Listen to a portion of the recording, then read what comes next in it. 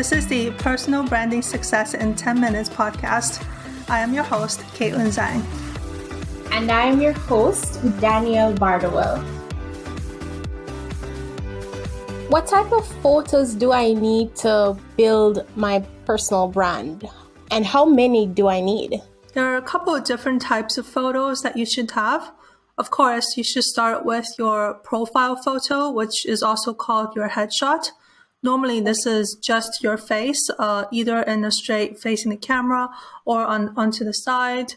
This is important. This is a profile photo that you use for social media, LinkedIn, normally quite small, normally quite focused on your face. And then, of course, there's another series of photos that you should also have, which includes things like a full body shot, half body. I like to tell my clients that they want to collect maybe 5 to 10 different sets of photos to illustrate what their brand is. So things like working action shots is great. This means if you live in a particular city, like for me, I live in London and I also work in China. So I take photos in different locations to showcase those locations. I have photos of me doing podcasts. If you go into overbranding.com/podcast, you'll see the pictures of me doing a podcast and things of me working with clients and being a speaker. So these action shots are quite important because they really do paint a picture. Okay, that makes sense. Yeah. So when you say side, do you mean like as a picture of this, like I turn to the side? Sometimes people's photos have them on the side. Sometimes they're doing something action-wise. I think for a profile photo, that's the one just of your head, the headshot. Normally it's facing to the front, but sometimes people are artistic and they want to do a side view, or they want to be looking off to a distance or holding something funny or doing something like that.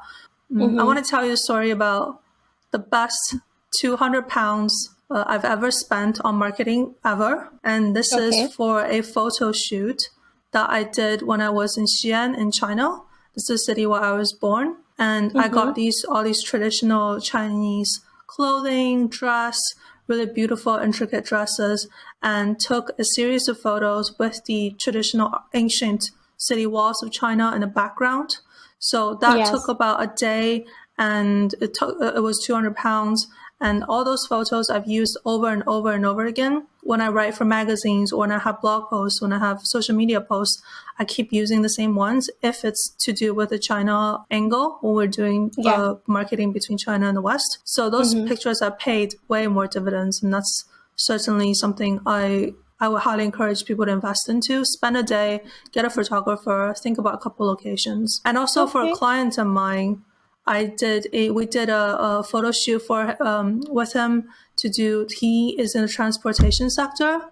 So we got him to do photos at a bus stop, on a bus, near a car, planes, like think about kind of different modes of transportation. We just brainstormed ideas with him. And also he had these model cars in his office in the background. So we did shoots there in his office. So think about like what your brand is and then create a series of like 5 to 10 maybe photos to start. Okay. So you're saying this is practically the best investment you've ever made in terms of your personal brand. Yeah, it's one of the absolute best value, like ROI investment I've made in my whole marketing. Yeah, I highly recommend. The pictures of you in China are definitely my favorite. Oh, thank you. Yeah, I'm in a red dress, so I really got to stand out in a red dress. And that's my favorite color. So, but what are the do's and don'ts regarding photos for your personal brand? So one other thing that I did is I had a series of profile photos, the headshots, from 2017 to 2020. For 3 years, I kept the same ones. But 2021, as you know, felt like a brand new year. I was hoping like a brand new start from 2020, and also the business is growing. So I took a new profile photo, and that's the one I'm using now. That's just taken at home on my phone camera. So nothing too special. So I think for anyone else's, do keep your photo current, updated once every couple of years. The point is people know you and can recognize you from your photos. So you want to make sure that if you change your hairstyle too much, or if you have, gracefully aged a tiny bit, it's time to update. Okay. Also, think about creating a narrative, building a story around your photos. Think about that transportation guy, right? we helped him kind of think about what some props he can use, some backgrounds he can use, what color schemes he should be taking. He can use, right? Yeah, exactly. So build a story, right? Tell a story. And then me, I had my China story and how I was born in China, grew up in the West, but now currently doing some cross-border business. So that's a kind of unique story. I tell that through the pictures. One of the things is your photos probably have you in it only. You don't want anyone else distracting the image. If there are background people, they should be blurred. I've seen people where it's like, I'm looking at a picture, but I'm not sure which person is you because it's sometimes very hard to tell. Don't go Photoshop crazy. Photoshop can make you skinny. It can make you look 10 years younger. It can do a host of amazing things, but don't go too crazy. The point is supposed to be a very accurate representation of who you actually are and what you actually look like. So forego all the getting rid of wrinkles and make yourself super skinny. Like, just forget about all that. Be real. Be authentic. People will buy into that. In addition to your whole point with Photoshop, I definitely see where people in the market they actually get annoyed when they see people who are heavily Photoshopped, and they feel like, is this person real? So it's definitely about being more realistic, coming across more realistic to people and more absolutely authentic. I don't think Photoshop is the stage to do that. If of course everyone wants to look a certain way, they want to be presented in the best way possible, so that's why it's key to work with a good photographer. They will tell you which poses you should do to make you look good, which lighting we should use to make your face a little bit stand out and make it slimmer, or whatever you want. Let's use photography. Do it at that point, get the photographer to help you, rather than a post kind of Photoshop that just looks really fake. So don't do that. Okay. So what are some tips you could give me to make my photos more visually appealing? Great. So start with choosing the right photographer. They're going to give you the best advice in terms of lighting and location. Be patient. Normally, when I take pictures of someone or of pictures taken of me, it takes at least 20 pictures, shots, to get one that's decent.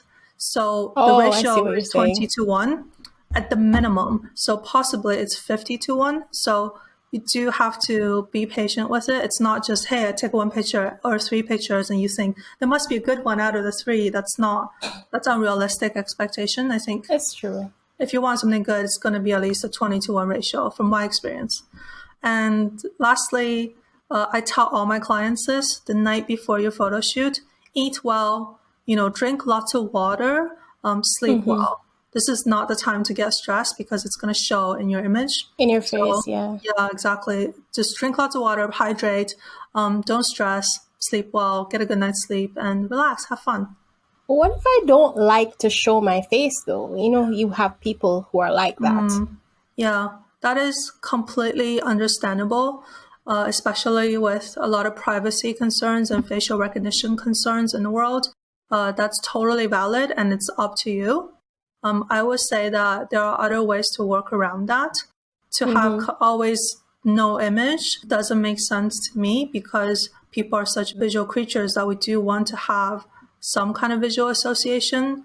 So perhaps you can use an illustration or a cartoon, right, of your face. You can hire an illustrator or a cartoonist, or use computer software to create a digitized version or artistic representation of yourself. For example, my first CV resume when I moved to London actually had an illustration of myself that I drew of me riding a bike.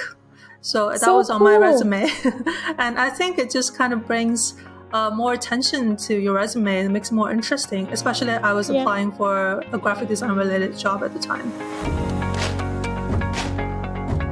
The main takeaways for today are: you should have a profile photo and a series of supplementary photos to help you build your brand. Takeaway 2, think about creating a consistent narrative with the images. You're telling a story about you. Takeaway number 3, your photos should match your brand colors and style. So the next actionable step is take inventory of your profile photos And any photos that's out there in the public domain, the best way to do that is to run a Google image search on your name and just see what kind of images are out there. If you don't like something, to try to take it down and think about how you can improve your profile photo as well as your series of photos that you use. This episode is produced by Oval Branding, a London-based award-winning branding agency that serves corporate clients and personal clients around the world. Visit ovalbranding.com to contact us about your next marketing project. I am Caitlin Zhang. Thank you for listening.